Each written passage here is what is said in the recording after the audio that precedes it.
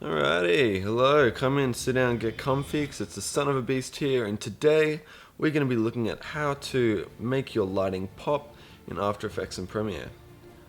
So if we just come in and take a look at our source video, what we've got is a basic 2-point lighting setup. And I've done this with just 2 desk lamps.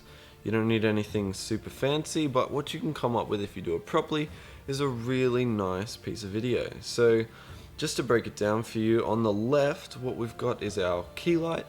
I have used mixed lighting, so we've got a nice soft blue fluorescent light on the left and a kind of warmer light on the right. I did throw in a phone underneath just to give that extra eye light and to kind of bump up the exposure on the face a bit, just to give it a little bit more.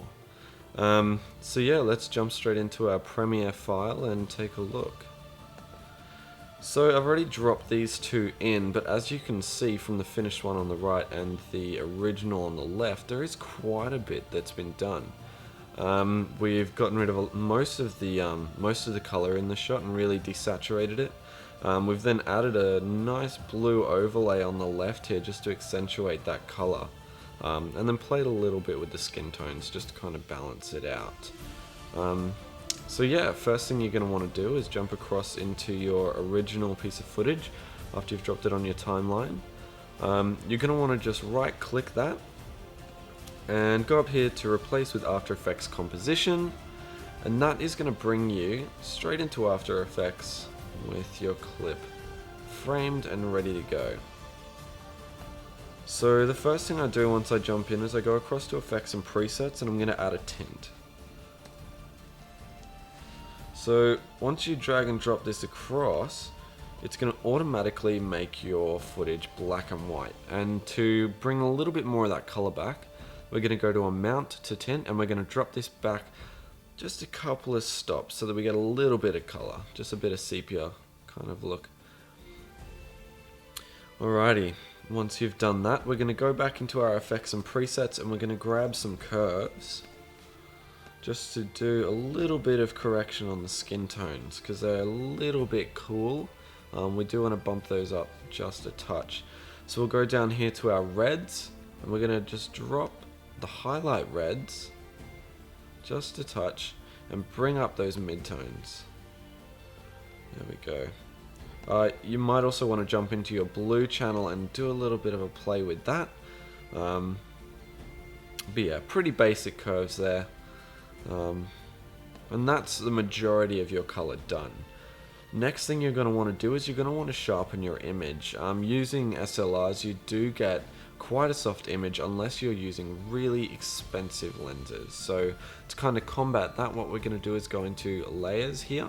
We're going to go to new, and we're going to drop in an adjustment layer. So this works just the same as Photoshop. An adjustment layer is simply a see-through layer that's going to add a little bit of effect to whatever is underneath it. So in here we're going to go to Unsharp Mask. I'm going to drop one across onto our adjustment layer. Now what I usually do is I'll bump the radius first, because that does give does produce most of the difference. Once you've got it looking fairly nice, you can see we've got a bit more sharpness in the eyes and in the hair here. What we're actually going to do is we're going to duplicate this one. So that's just Control D or Command D if you're on a Mac. And what I'm going to do is I'm going to throw that radius up even higher, and to kind of balance it out, because you get an almost HDR kind of look if you leave it this way. What I'm going to do to balance that is I'm going to drop the amount. Now, all of these corrections are up to you. It depends on the footage that you've got, but for me, this is what I think looks the best. Now, if we come down here and we toggle that layer on and off, we can see there is quite a bit of difference in the face and the eyes there. Alrighty, so that's pretty much treated now. We've corrected most of our color. It's quite sharp. It's looking good. So the next thing we're going to want to do is we're going to make a new shape layer. Let's just drop that on top, and we're going to go to Mask Tool, so we can kind of freeform and draw our own shape on. So this step is pretty easy. People will try to, get nice and finicky with it, but you really don't have to. Just go along and go over your highlights nice and quickly. It doesn't have to be a fancy job. Bam. And there you have a mask that just sits over those highlights. Now that doesn't look at all like a light, that just looks ridiculous. So what we're going to do is go back to our shape layer and hit T, which will open up our opacity. We're going to drop that back. Then what we're going to do is go across to effects and presets. And we're going to grab a Gaussian blur. Now what this is going to do is turn it from more of a shape into a kind of hue or an overlay. So I'm going to crank this up to about 100. Again, totally up to interpretation. I do like hard lighting, so if you're after something a little softer, then you can do that. But yeah, so that's kind of softened your image there. Now to get it even more blended, what you're going to do is go down to your blending mode and you're going to change that to soft light. So now what we've got, if we make this a bit bigger, we can see that we've got a really nice separation between our blue highlights our blue highlights and our red shadows over here, which is exactly what we were after. Alright, so for me that's pretty much it for the lighting. Final step, just to add a little ambience, is we're going to throw some dust particles over this. Now, particles are a muck around all of the time. There's no easy way to do particles. They're always involved. They always need you to go in and do a bunch of playing around. But I'm going to give you the quick way to get a nice dust particle look.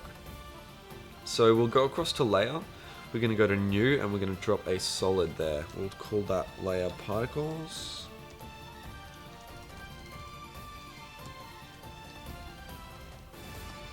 Go, and we're going to come across here and we're just going to grab a particle called Particle System 2. Now if we scrub across, we'll see that it just produces this weird fireworks looking effect, and that's nothing like what we want. So what we're going to have to do is go down to particle, change from particle type to faded sphere, which is looking a little bit better but still not quite there. So we'll change our color of our particles to a nice light blue, which matches our key light. Alright, so once we've done that, we're still getting a really, I guess, explosive look to our particle, which we don't want. So once we've done that, we will go to physics, and we're going to turn our velocity right down. I would say to between 0.1 and 0.3. You're going to want to reduce your gravity as well, because we want a swirling kind of a look as opposed to a falling look. Then we're going to change our animation to twirly. Alright, so once we've done that, we're going to go to our producer and we're going to explode this by dragging out our radius X and Y to cover the entire composition.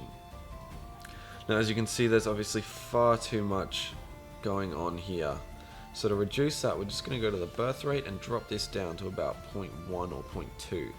I chose 0.1 just because it's you know, it's a minimal thing. It doesn't need to be the whole composition. It's just something to add a little bit of effect. Once you've done that, you're going to want to turn your longevity down. I'd go with about 1. After you've done that, you're going to want to jump into your particle, and you're going to want to drop your birth size down to about 0.2 and your death size, I would say around 10. I'd say around 10 because you want a bit of variation. Alright, now you may not be able to see this on my screen, but what you're getting is some really nice little particles just kind of dancing around inside of your frame. One thing I found that kind of sells this effect even more is if you drag your particle layer across so that you're only getting particles in the highlighted area of your image, which would occur naturally. So yeah, it just gives it a more natural kind of look. What I'm just doing now is dragging this particle across so that at the start of your image, it isn't creating the particles from scratch, but rather using particles that have already been born and kind of throwing those around the screen, so that you don't have them just randomly appearing out of nowhere. Alrighty, so that's the bulk of our effects done. What we're going to do is just save that comp.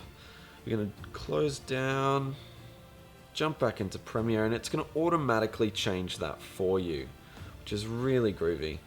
The last thing you're going to want to do is just chuck some bars on there, just to add a little bit more mood and a little bit more effect. So we're going to go to new title, default still, and we're going to call this bars. Now, you can shoot for this aspect ratio, but if you're using something like an SLR, you're going to want to just make sure that you frame up for it and throw these bars on afterwards. Now, I haven't framed for it, so what I'm going to show you is how to reframe just to position your subject back on the thirds, so that you have that nice composition, because we're a little bit high in the frame here. So we'll click that and we'll jump down to effect controls. Jump back down into effect controls here, and we'll go to motion and just drop this down in the frame so that we have those eyes back on the third. And there you go, that's your final clip.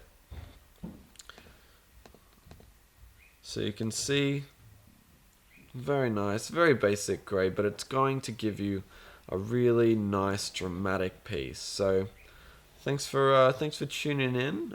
Give us a like or a comment. Let us know what you think. Hopefully this was helpful. And we hope to see you soon.